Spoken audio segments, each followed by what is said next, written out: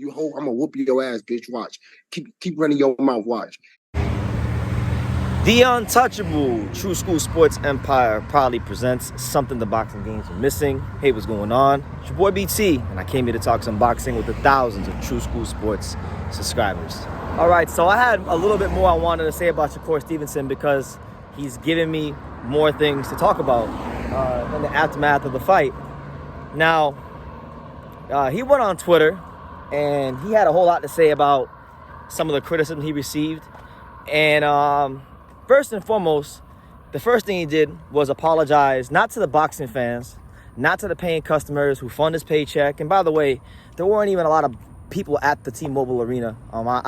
I know from talking to multiple people that I know in Vegas that were at the fight, and I've been told that not only was it one of the most empty crowds at the T-Mobile Arena, but I've also been told that a massive percentage of the people that were in attendance were there because of free tickets, because Shakur Stevenson tickets were not selling, because this whole event was planned around Formula One weekend. Formula One itself isn't even selling, and that's a big problem because, you know, that if you plan the Shakur fight around Formula One, but nobody's coming for the Formula One, then they're not going to come to the Shakur fight, and that's just what it is. So I think Top Rank miscalculated a lot, and they dropped the ball massive by doing that in a massive way by trying to promote boxing around Formula One. Listen, this is not Europe. This is the USA. I know Formula One's gotten more popular, but Formula One is in a trash, elitist European sport. We don't care about that shit over here in America. So to promote Shakur Stevenson, an American fighter, around a trash, elitist European sport, it just doesn't make sense. Now that we got that established, the first thing Shakur Stevenson did was apologize to his idols. So he apologized to Floyd, who showed up, Mayweather. He apologized to Floyd Mayweather. He apologized to Andre Ward. He apologized to Terrence Crawford because he said, you know, these guys, they come out here and they watch me fight and I don't deliver a good performance. But the boxing fans, nah, fuck the boxing fans. You know, if you guys don't want to watch, then don't watch. You guys don't make me, this, that, and the third. And it's just like, I get where he's coming from, and I know emotions are running high, but Shakur, you fought on a Thursday night. Now, I know you're a boxer, all you do is box and all you do is train, but there are many people in the world who are boxing fans who really, if they decided, especially on the East Coast, here in you know, South Florida, where you're from, Newark, in this time zone, if you're on the East Coast and you're staying up till 1 o'clock in the morning, you know, 11, damn near midnight, 1 o'clock in the morning to watch you fight, you should take it upon yourself to give them a reason to feel happy that they committed their time to watch you fight. This attitude of like, pretty much fuck the fans, because that's what he's saying, is exactly why a big percentage of your tickets were comp tickets. Because you had this entitled attitude. You had it with the media earlier in the week. You have it with you had it when you try to fight Devin Haney. You have it now with people booing you and criticizing you. They deserve to boo you because, yes, you had a bad hand. We get all that. You know, fighters go through nicks and bruises. Boxing's wear and tear on the body. It's a horror sport. I get all that. Like, I get it. But at the same time, this is entertainment. This is people paying their hard-earned money to come see you fight, and people investing their time into you. You're occupying a space in people's lives, and you got to give people memories. You got to give people good memories. You got to give people something to be happy about, because I don't think these fighters understand. Like me, I'm up to my eyes in boxing every day because I cover it here on True School Sports. But for the average boxing fan, your fight might be that one thing that they've been looking forward to their whole week. It's the one thing they've had something on their calendar for the whole month. And maybe they might not be in the best of circumstances to watch your fight. And they take that time, they take that money, they invest their energy to watch you fight. You telling people, you know, pretty much, you know, who cares? Don't watch me if you don't want to. Like, if you feel that way, that's cool, but don't say it, because it's only going to look bad on you. And you're already having a hard enough time selling tickets. You know, they already comped enough tickets for those fights.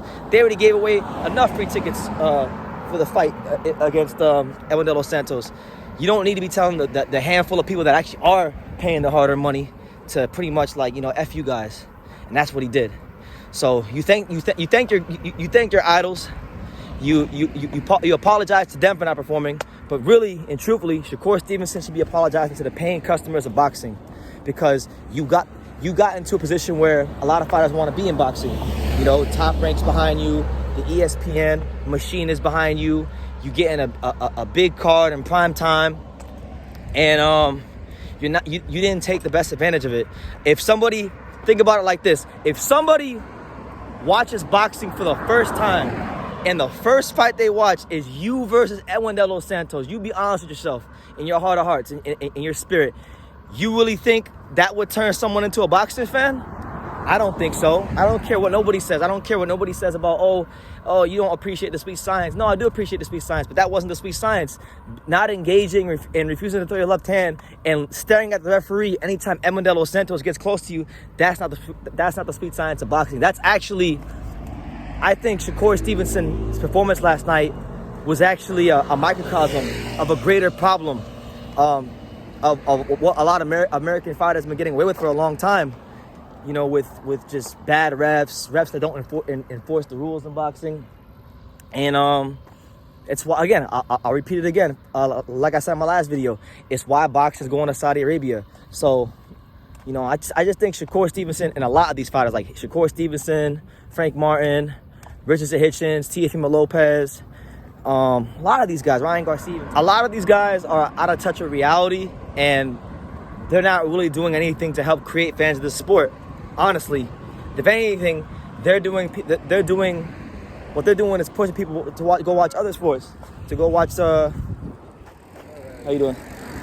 To go watch other sports, to go watch the MMA, to go watch UFC, because you can't tell people who invest their time, which is you can't get back, their money, their energy, to watch you fight. You can't tell them like, oh, if you don't want to watch me, don't watch me or whatever, after they get stayed up till 1 a.m. to watch you fight because they thought you were special and they believed in a lot of the top-ranking ESPN propaganda. And look,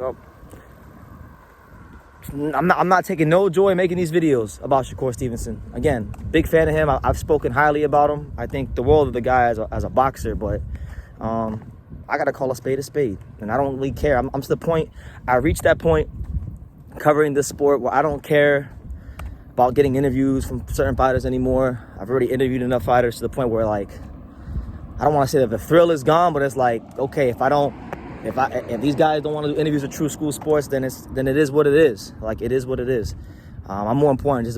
What's more important to me at this point is just telling the truth and having fun talking about boxing, because the reality is, you can say what you want, but